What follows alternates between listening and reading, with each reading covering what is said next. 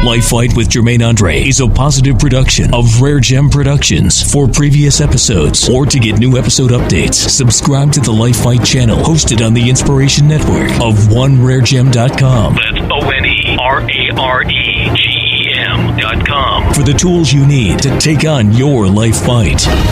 With U.S. Martial Arts Hall of Famer, two-time world champion, five-time U.S. champion, UFC vet, life coach, and author, Jermaine Andre. Visit JermaineAndre.com.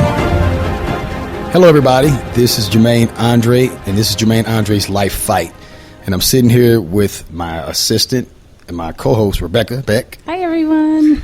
And we're going to be just talking about stuff, but first thing I'd like to do, of course, is to introduce who I am. So when I start dropping all this crazy stuff and you're saying, who let the dogs out, you'll know exactly who it's coming from and why I have these kinds of ideas and these thoughts. I don't know, Rebecca, what do you think would be best for me to start? I mean, definitely probably letting everybody know your credentials and your background is a good start. I shouldn't tell them what hospital I was born in, nothing like that. Okay. Maybe they can read the book for that one. Yeah. Well, I'm a mixed martial artist, and I am actually more of a martial artist than a fighter, even though I have fought. And that's where I think nowadays, people get things confused, especially with the hype of fighting, of the fight game, and it's how could you put it, the marketing that sells the game is basically cruelty. Guys in there smashing, jumping on the cage after they destroy somebody. And that's cool, for the entertainment side, but it mixes people up where they think that mixed martial artists are these animals. And that's not true. That's just something we can be, something that we do. So, of course, that's one of the complications I always run into is when people meet me, they just think that I'm just this crazed, bloodthirsty pit bull. So let's take it all the way back to getting people to understand plain and simply that I'm a martial artist. I'm a martial artist who can fight. And I started off with Kung Fu, karate, all the traditional martial arts. With my training, I was a USA Kung Fu fan. I like to watch martial art movies every day. Sunday morning, get up and watch them.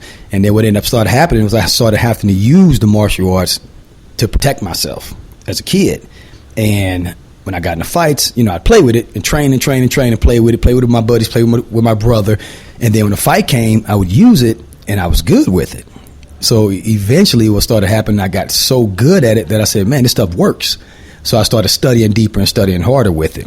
Well, moving further ahead, because I said I wasn't going to tell them what hospital I was born in, I ended up competing, and I fought in mixed martial arts, which was called no holds barred back then, kickboxing, Japanese shoot boxing, which is Muay Thai kickboxing with throws and takedowns. But once you get them on the ground, you have to let them stand back up.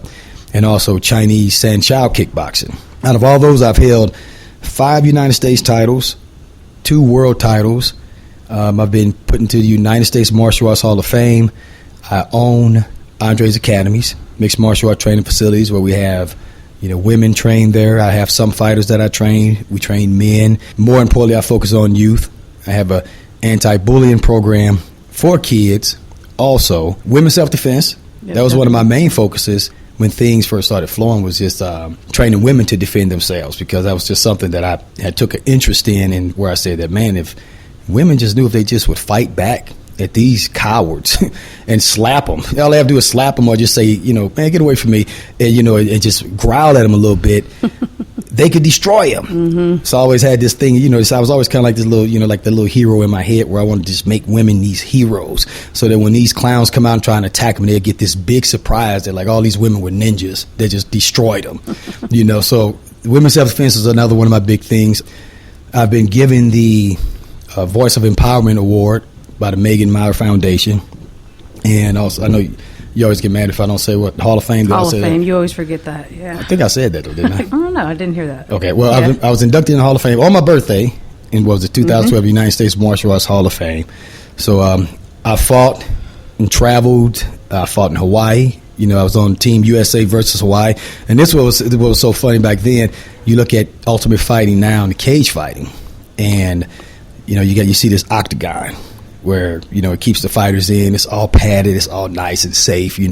As safe as can be with 2 men trying to rip each other's head off inside of it. But the surrounding safe. Well, when I fought, it was Rage in the Cage, the first Rage in the Cage, and in Hawaii.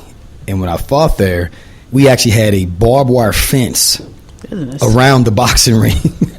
And it was actually there to keep the audience out. Because it wasn't no joke back then. When you travel to another country to fight, it wasn't like now where, you've got this big fight league going to another country and you got all this security watching over you and you're protected and you go fight and security escorts you out. Most of the time, the fight was going to be against you and the fans, So they had this big barbed wire cage around the ring. When I fought in Hawaii, I fought in Canada, I fought in Japan, which was very interesting because nobody spoke English. And even when I got there, and I don't want to give up too much on it, but when we got there and landed, the airport was closing and the promoter wasn't there because our flight got delayed for like 16 hours in Chicago. So they thought we weren't coming. So we landed there, and nobody spoke English. They had, these Japanese police officers running around with machine guns, and their airport's closed. Wow. They close at night, and you have to get out. And we had no idea where we were at or anything like that. And that's, who were you with? You say we? Oh, Ron Smith. Oh, okay. Yeah, my trainer Ron Smith was with me. So we were out there, and it even got to the point where I had to. We were in a hotel, and we were trying to figure out the fight promotion, and we were asking people, do you speak English? And nobody spoke English. And I started just like shadow boxing in the middle of the lobby of the hall to try to get them to understand that I'm a kickboxer and I'm looking for the kickboxing fight. And I guess something worked because eventually somebody ended up coming up and they found us, and that was, the people we were, and we were dealing with the real, like the Yakuza people. They pulled up in black limos and Mercedes Benzes. I'm like, oh man, and am I going to get told I have to lose this fight or I'm not going back home, So it was real super gangster back then to travel to other countries and fight. But Hawaii, Canada, Japan, Las Vegas was actually the first sanctioned MMA event ever in history in Las Vegas. Was the WFA, which is who I held the world title for, and I fought Ron June on that one. Sanctions legal, or is that yes, what legal. That means? Yes. So everything prior to that was illegal. Well, some of them were. Can we cut? I'm just kidding. No, some of them were. Well, actually, an unsanctioned event is considered as illegal, but when the fight game first started, there was no sanctioning. There was no such thing, and you have to create a law. You have to say exactly what you cannot do. So MMA fighting, it was called no holds barred back then, was so brand new that they couldn't ban it because they didn't know what it was. They didn't know the rules. They didn't know what we were doing. You had jiu-jitsu and Muay Thai, Russian Sambo. We used arm bars, all this. So that's in there. All you had was a boxing commission. And the boxing commission says, you can't kick, below that. You can't do this. You can't do that in a boxing match. This ain't a boxing match, partner. Yeah. You know what I'm saying? So we could rent, the promoters, I wish I was a promoter back then, but the promoters could rent an arena and have a show, and the cops and everybody try to show up or anything like that. The whole thing is, by the time they could put a task force together, anything like that, you didn't even have the law. There was no legislation written. There was nothing you can do. And I saw that happen. We used to have, people picketing against the fights. There's been times that cops actually showed up and said, you guys have to shut down. And the promoter's like, dude, we ain't shut down nothing. Get out. Let me see your warrant. Let me see your paperwork. And the cops had to leave. They couldn't do anything about it. They were just trying to do what the picketers wanted them to do. But when you knew your law and your legislation, they couldn't. So sanctioning eventually came out, which was good. Sanctioning is rules, to try to make things fair, to try to keep the fighters healthy, and I have to say sanctioning saved my life. I even wrote that in one of my books that I thank, the sanctioning bodies when they came out, because I didn't care. When I was a fighter, whatever, let's go. They could have threw a knife in for him and me. I'd have been like, good, let's go. Because that's just a fight mentality. Just like when you're on a football field and the football team, what are you supposed to do? You sacrifice your body, you go kill the opponent. That's the mentality you get. That's the sport mentality. So the fight game was no different, except we were really fighting. So it's good that sanctioning finally came out. Let them know about your trainers. That's always super important. Ron Smith is my Muay Thai kickboxing trainer. Slava trained me in Russian Sambo, Jiu-Jitsu. Mike Griffin also trained me in Brazilian Jiu-Jitsu. My trainers all know each other, so this wasn't which is super important. Yeah, which is very important. They know each other. They get along with each other. They agree. We work together to make sure that I became the right product, that was my name, the product, Jermaine Bam Bam Andre. And I actually gave myself the name, the product, because I would tell everybody, look, I'm just the product. of the people who train me, the people who put into me, so you can understand that this is not just Jermaine Andre. This is about the sacrifices that they make. Like I say, back then, it's times I made $50 for a fight, and my hotel room was $75. So Ron Smith would take off work, travel with me to corner. And not only did he not make any money because he wouldn't take any of my money, he had to spend money to go and do it. So that was a whole part of Jermaine Andre and who I was the fact that they were willing to sacrifice their time and sacrifice their jobs taken away from work. Holidays, I trained on holidays, and that would be sometimes in Ron Smith's basement. And instead of eating, Thanksgiving dinner with his family, he'd be in his basement training me. Wow. And that's a sacrifice. So I always want them to know that there was a team like that. So Ron was the main trainer, right? Yeah, Ron Smith was my main trainer. Okay. Because in during my fight career, I was what you call a striker. And when Ultimate Fighting first came out, you had what's called strikers, you had grapplers. The grapplers were the jiu-jitsu guys. The strikers were the boxers and kickboxers. And so my thing was I wanted to knock people out. I didn't like what we call wet blanketing, rolling around on the ground, all that wrestling and grappling, which I was good at. I got trained very well, on the ground. And, in Russian Sambo Jiu-Jitsu, I've submitted people, but I would rather knock them out. So, yeah, Ron Smith was my main trainer that trained me. And he came from a pretty strong Muay Thai background because he's a soldier himself. Crew Pat, who was actually the pioneer who brought Muay Thai to St. Louis, Missouri. A lot of people don't know that Muay Thai was brought to St. Louis, Missouri in 1972 by Crew Pat, and he actually trained Ron. And when Ron was getting trained, Muay Thai wasn't liked. And Muay Thai wasn't liked because they were trying to bring up American kickboxing, which didn't have the kicks to the legs, the elbows, and the knees. And the elbows and knees and kicks to the legs were really dominating. So when Ron would come out in his Muay Thai kickboxing trunks and do the Ramoy dance, you got the ceremonial dance you do before the fight, he'd get booed. Because the crowd was American. Yeah. They didn't want that Thai stuff over it. They were trying to, because the American karate people were trying to create American kickboxing. Yeah. So the crowd was mostly them. So Ron, he had to go through a hard time himself to keep Muay Thai alive. And it's so funny because, everybody was booing Ron. Right. Back then. Now everybody's Muay Thai crazy. And so Ron's over there like, what? Yeah. What you have to come on, man. So which is your core art, right? Muay Thai? Definitely. Yeah. Yeah. Okay. Yeah. The core is Muay Thai. Okay. Which when I say that, when we say that's my core art, that's my core. I feel that Muay Thai kickboxing is extremely powerful. It's easy to learn, and it's the most sensible. Yeah.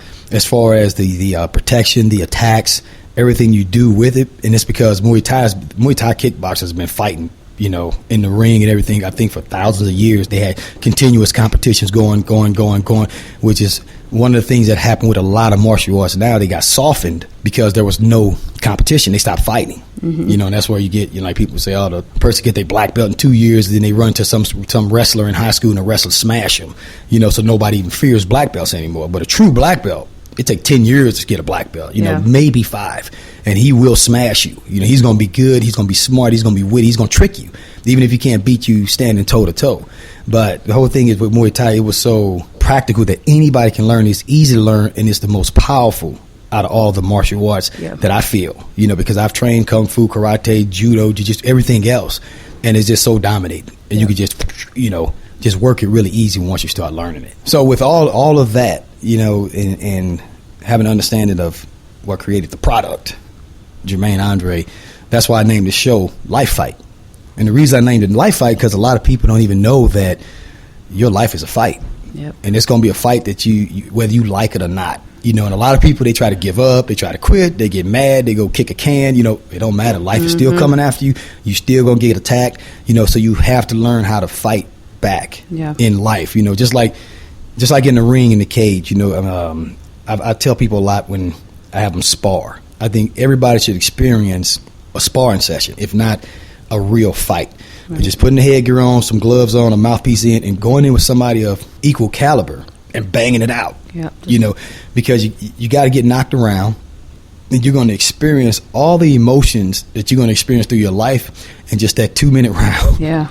because you're probably gonna go in feeling good, thinking you're gonna do like you saw Rocky do, or you saw Bruce Lee do on the movie. Outside. Yeah, everything, because it's just like you say. I want them to come watch other people spar. If you've seen fights on TV, well, why ain't he doing this and why ain't he doing that? If I was him, I would have did this, and you think you're gonna do what Jet Li did. So you're coming in with that arrogance and ego, which we have in life sometimes. We think we get ready to rule. This is mine. I'm getting ready to take over the game now, whatever this. And then you're going to get humiliated when you get knocked one and get beat down, or you start getting tired, just fatigued, and realize that I can't even hold my arms up, let alone to do something. Then you got to decide, am I going to give up and quit? Yeah. Or am I going to go and continue and keep fighting? Yeah. So that's just like we do with the kids at the academy. We make sure they all have to go through that, and I talk them through them and walk them through and say, this is what you're going to experience in life. And that's what I think. It's emotional. Yeah, very. And that's the main thing. And that's where we offer. You're going to get me on a whole nother tangent saying that word. That's where everybody, and when I say everybody, I'm including myself always, we fail is when we get emotional. Yeah. Emotion is going to get pulled out of us in life. Happiness, sadness, anger, jealousy, all these emotions. But it's how we respond to them that either makes us fail or makes us succeed. And that's what happens in the fight. In the ring or in the cage or competition. In sports. Yeah. Boom, something happens. Just training. Yeah. Yep. Something happens. Boom, you get smashed and you get emotional. And either you're going to shut down or you're going to have to turn it on and keep going. Right. And usually that's what makes the difference between a champion, and somebody who didn't make it. Is not even that this person was more talented or better, but just they didn't quit. Yeah. They didn't give up. Absolutely. They just kept going.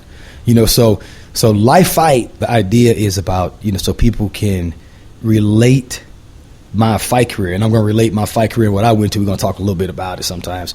And the way I was thinking, the mentality I was, even you can compare watching my fights. And people will say that all the time. One thing I was known for was my composure. Oh, yeah. Man, Jermaine, you were getting your butt kicked right there, and you're not even making an expression. Yeah, you were calm. I said, well, first of all, what good is an expression going to do? It ain't going to stop me from getting beat up. So he's still going to put it on me. Probably put it on me worse if you see me looking like that. So, but then I would always counter and come back and defeat my opponent.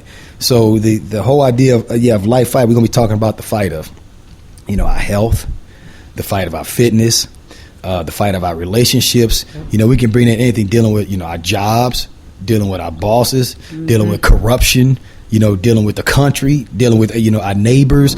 I mean, it's so much in there, as a life fight that it's always a constant battle going on. And then the number one fight that we have, like I say, my every day, the main prayer I always say is, I say, God, protect me from myself.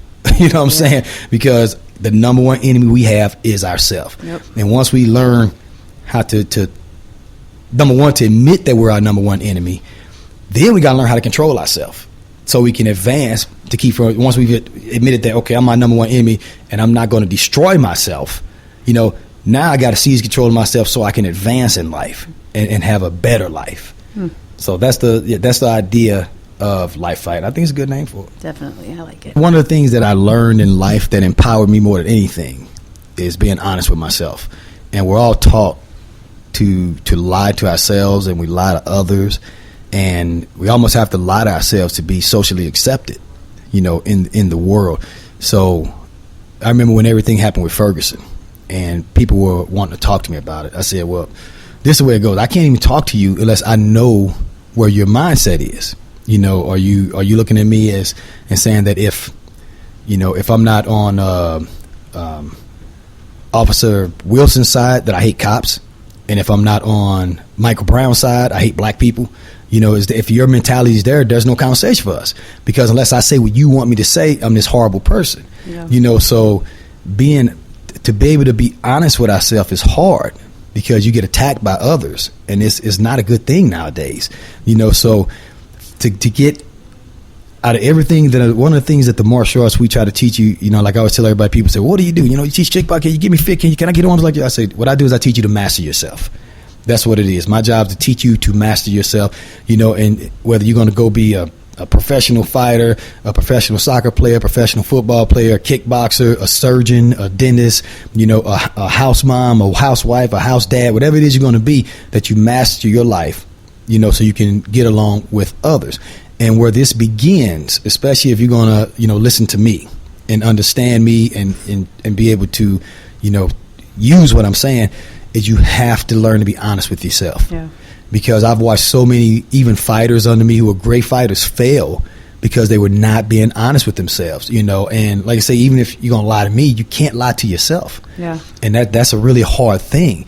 So I would definitely say, if for all my listeners out there, start practicing being honest with yourself. And you don't have to yell it out and scream it out to everybody else in the world, but start digging inside and looking and seeing, what do you really believe in? Yeah. What do you really feel about yourself? Drop the facade, and get real with yourself first. Don't try to play yourself real to everybody else. Don't worry about what they think. Don't worry about what they feel. But let's start getting real with who you are, because then it's from there that you can grow. Just like when somebody come up to my martial arts school and they say, "Oh man, I can fight and this and that." Say, how you figure that? Do you know who you talking to? You can fight under whose standards? Yeah. You know what I'm saying? Yours? How many fights you had? Well, this dude made me mad in the bar and he wasn't looking and I snuck up behind him, hit him with a bottle. That's not fighting. Yeah. You know what I'm saying? So, and that's what happened. We build this false sense of confidence and we run around life, with this, living in this glass house, and then somebody shatter it. And then our whole life is ruined and we can't continue to move forward. So that's why I always, that's where in the martial arts, you got to break them totally down. And that's why traditionally in the martial arts, you went to a school and you sat out on the front porch and you tried to join. You didn't get to join. Yep. They threw buckets of water on you. The higher ranked students came out and smacked you with sticks. They tried to get you to leave, right? Because they wanted to break you down and see that, first of all, you really wanted to do it. And then when they said, okay, this person really wants to do it, he's going to trust and believe what we teach him. Then they let you in. Then it got worse. You didn't learn nothing. You got beat. You got bullied. You got knocked around. They what they were doing was tearing down you thinking you're somebody. Right. So you got to the true who you are. All this false stuff that you learned at home about how this and that and that you learned from these people and this, they wanted to destroy that. So now they're going to build you up and everything you learn is going to be solid and real. And that's kind of, with this podcast, that's what I hope to be able to do for everybody, is to help them to master themselves, and then that'll help them to master what goes on around them in life. Okay, so when they're completely stripped down, how do you build them back up? What happens? This is the thing, and this is, one of the things is too, like I said in my school, I always say, man, I wish guys, I understand we all got lives, responsibilities, other commitments and things. I wish we all could live here and I could feed you and you could stay here and I could wake you up every morning with a bucket of cold water and beat you with a stick and toughen you up. But that's not reality today. Yeah. So that's why martial arts schools aren't like that anymore. So it's dangerous where you almost can't break a person down like that today. Yeah. Back in the day, what would happen when you joined a martial arts school and you got broken down like that, it was the sensei that you looked up to. He was your strength. He was your power, that you could someday hopefully be like him. So when they broke you down, the bullies were picking on you, beating you up, and the all the black belts who were above you told you ain't gonna be nothing. You'll never get out of here. You're making our place like nothing. This and that. First of all, they're testing your belief in the sensei, because you got to accept it. If the sensei opened the door, you're in. Now, do you think you're special and you should get treated better than everybody? You think you deserve special treatment, this and that? So they're testing you and trying to break you down. So back then, that it was the sensei that they had to look up to. And if a student can be that way, where they've got a mentor or someone that they believe in, then they can accept it. Or, it could be a religious belief, whatever it is, something that they believe in that they're working towards being like, then it allows them to have some sort of a safeguard around them while they're getting broken down. And then even then, a good teacher, there's always some sort of how could I say? I don't want to say reward, motivation that's given. Even though, the seniors might break them down, and back in the day, and throw water on him and tell him he's got to clean up the place, and when he's cleaned up, then come kick buckets of water, make him have to clean it again. They would always do something to show him that he was accepted. Something small, like maybe invite him in and feed him well. Then after that, it was back on. But the thing is, they had to make sure that arrogance was torn down, because arrogance destroys us all. It makes us blind, and it shuts us down from seeing options and seeking options. And once we start thinking like that, it's game over. Just like people, people go, well, how long is this martial art training going to take? I say the rest of your life, man. Yeah. I'm still in training. Right. You know what I'm saying? Like, how many times have I said to you, I need to make enough money so I can go back to Ron and get more Muay Thai training and life training from him. You know how much he's learned in the past 20 years since I've been gone from him? He knows, 100 years more experience that he can give to me in 2 years. Yeah. Then I need to get to Florida and see Mike Griffin for more jiu-jitsu training and stuff like that. So there is no ending to the training, but the beginning is very important, because even like when I train people at my school, and we have a way that we start off, and one of the things I have to be careful of for my business is that it doesn't offend them when they come in. And in true martial art training, the sensei should never have to be worried about offending the student. Yeah. That's the reality. And let's take it away from martial arts. Let's take it to, a dance school, a football team, or any piano lessons where you've got this top of the line artist, or accomplished teacher, and you come in as a student. He's not, trying to please you or anything like that. You pay your fee and you're going to do what you're told to do. Right. And you keep your head down and do what you're told to do. So the martial arts, that's pretty much any kind of education when you want to become something superior. You look at, the people who make it to the Olympics. Remember that video we watched the other day, those little kids who were like super incredible dancers. It was just incredible. Those kids ain't in there telling the teacher what they want to do and telling them they're tired. Right. And having attitudes and smart lips. They're doing what they're told. They're getting told, you better not have one extra ice cube or it's game on for you. Right. Or you're going to be standing on your head for the next hour. And that's what they go. And that's why they become that great. But in the martial arts school, the first thing we have to do, because it has to survive as a business, is soften things up so it doesn't offend the adults when they come in, because they're going to say, I don't have to pay for this crap. That's the American way. I don't have to pay for this. Pay for to get brutalized. Hey, I want this and I want that. But what do I do with the ones who become good? The ones who really get deep. What I tell you the other day, I start training them like I train the kids. Yeah, the kids, yep. My fighters who've been with me for 4 or 5 years and now they're taking titles and they've been trusting me. Yep. You start doing what training am I doing? Yep. I do with them what I do with the kids. Yep. And that's because kids can accept it. They don't get offended more than adults. If I start the adults with true martial art training, we used to do that. And how many people did we lose? Yeah. They're out of there. Right. You're not treating me like that. You're not putting me through this. But the kids accept it. Look how good the kids get. So once an adult proves to me that, hey, I'm in and I really want to learn this, I start training them like I train the kids. That's wild. It's pretty funny. Yeah. Okay, so Jermaine, how far is far enough? Can that be considered like hazing? No. And I'll tell you why. And that depends actually on the how I am with words. It depends on the actual definition of the word hazing. Yeah. We need to get a dictionary out and look it up. But what happened with a lot of fraternities and sororities, they have initiations to get into their organization. And I don't think anybody should be allowed at anything without being initiated somehow and test your loyalty, test your dedication, test your backbone, because you're taking this person and letting them become a part of your system that you created. They can destroy it. They can bring poison in there. They can mess it up. So you have to test them and push them emotionally to find out how they're going to respond when pressure's there. So that was the good intention of hazing when it started. Okay. And when it started, I think it was probably for good reasons. But what happened, you got some sick idiots in there who took it too far, who didn't care about the person that they were hazing. They were more into the activity and the cruelty of hurting someone, and into the cruelty or the thing of, I'm Mr. Cool, I'm better than you. Whereas a martial artist, the sensei's not in there thinking, I'm better than you. He's not in there thinking, I'm going to show you who the boss is. Every lesson is to help you grow. So this is monitored. It's just like at the school, we had a little girl the other day, and she was sparring and training. And she's getting ready to do the honor before a little youth combat league thing. And she was sparring, and she was getting bop, bop, bop. No blood, nothing to hurt her, but it was embarrassing because she wasn't winning like she wanted to win. Right. And she actually went in the corner of the cage and got down and started crying. Because that was her weapon to say, leave me alone. Yeah. All I got to do is cry. Right. And you better back off. So she was actually trying to bully me. Right. And I said, no. And I went over, grabbed her by her gloves, and I said, stand up. And she stood up, and she had her head down crying. I said, that's not going to work in here. Get your head up and look at me right now. You're going back in there. Yeah. It's okay to cry. It's okay to feel how you feel, but you are not hurt, and you're not going to quit. You understand me?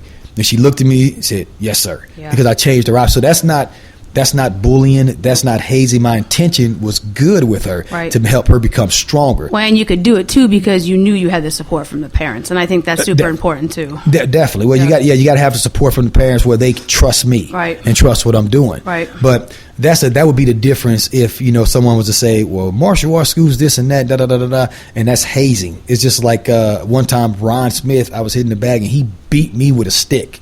I mean, with one of those bamboo, just beat me on the back, beat me while class was going on. Everybody stopped in class and they're looking over there, and I was just turning the bag up, turning it up, and the stick broke. That's the only thing that stopped him, and he walked away, and I had cuts on my back and everything, and I felt that was one of the moments where I felt that he really, truly cared for me, because his objective wasn't to break me down. It was to make me so strong that nobody else could. Yeah. And that's the objective of the martial arts, is that we have to break you down and get rid of all this weakness and all this fake confidence, just like lifting weights. You come to me and you say, well, I want to get bigger muscles. What do I have to do? I got to tear your muscles down scientifically. This has got nothing to do with Jermaine, Andre, or something we made up. We have to destroy muscle cells and kill them, and then they grow back stronger. So we got to get rid of the weak, false, confident muscle cells, and replace them with bigger, stronger muscle cells. And this is going to be through pushing you past the point that you want to go. When I got somebody on that weight pile now, I can't. Yes, you can. You have to keep going. I can't. I said keep going. And then I'll get emotional to put that energy where it creates a brain shock. Oh my God, I did it. Yeah, good job. So as long as the intent is good and it's by a professional who knows what they're doing, and just like I tell the trainers when I teach them, I said training someone is not hard. You have to do two things. You have to care about their development and care about them as a person, and care about them not getting hurt. That's all. You pay attention to what they're doing, where they're not getting injured, and make sure that they're constantly developing. You're doing your job. Yeah. That's all to it. All right. So what do we have to look forward to for your future podcast, Jermaine? Well, definitely the idea is, off the name, LifeFight. My plan is to teach you how to fight in your life. And to, the kind of the things that I was covering, first of all, starting off with being honest about who you are and about what you want, and then what'll happen when we start helping you people get there, then I'm going to start exposing a lot of stuff. So we're going to have some mad people. So y'all better get security around this building, because I'm going to be exposing corruption and everything like that, and not even to the level of pointing the finger to blame anyone, because I think we need to blame ourselves. There's power when we blame ourselves. I remember I created this philosophy. I said, it's all my fault. And so that gives me the power to correct it.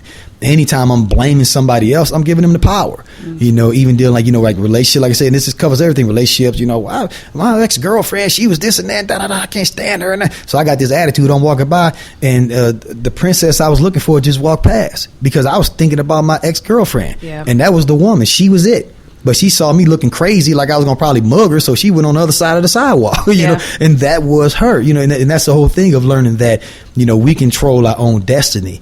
And so we go through, when we come through with the rest of these podcasts, we're going to be talking a little bit more about my background. This today was just an intro of who I am and what I do. There's some crazy stories in there. I come from the streets. I've got some wild street stories. I've also been over the United States or all over the world. I used to be a cowboy. A lot of people don't know that. I was a butcher, so I know a lot of things about meat that people don't know. Of course, I train fighters, I train kids, I train people. It's just so much that we're going to be able to pull. I'm going to bring in some special guests. You're going to get to meet some of my fighters. You're going to meet some of my kids, some of the parents. We're just going to be pumping it up with everything we can to give people ideas and thoughts and suggestions to help them in their fighting life. So if there's one tip or one duty or one challenge that I can, as a listener, I can step away with today, what is it? What is that one thing I can do to open my mind to be able to listen to your next podcast?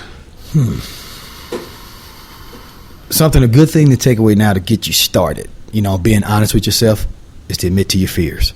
Let's start right there. For real. Yeah. What are you afraid of? No jokes, ain't nobody in the room. And this is the main thing I always tell people. Don't tell me.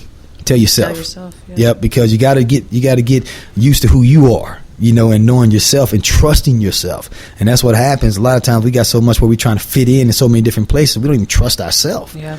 So I would say have a seat and say to yourself, what do I really fear? And then once you start figuring that out, we're going to work from there, on how to defeat those fears in your life fight. Hey, how you going to come in with a Jimmy John sandwich and you ain't got one for me? I got whatever you need, sir. You know I have to. You know I have to eat every 5 minutes. Ain't that probably a misconception? Say, Jermaine tried to mug this lady, came in with Jimmy John sandwiches. Producer in here eating.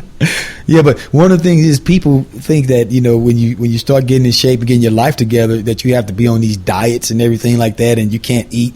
I eat like 7 or 8 times a day, and I get to eat what I want. I eat candy bars, ice cream every now and again because I take care of myself, keep myself in shape. Yeah, but you can burn it off in one workout. It takes me like a month. So. That's just because you ain't working out hard enough. So we're gonna work on that. We're gonna push you hard. So let's take care of that. So.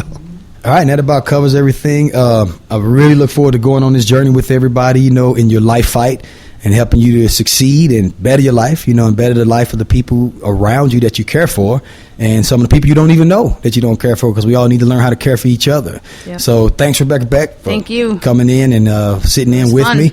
And we'll see y'all next time. Bye. For all things Jermaine Andre, get books, get trained. Learn the secrets behind his brawn, his brain, and his edge. Visit JermaineAndre.com. Life Fight with Jermaine Andre is another positive production of RareGem Productions. Thanks for listening.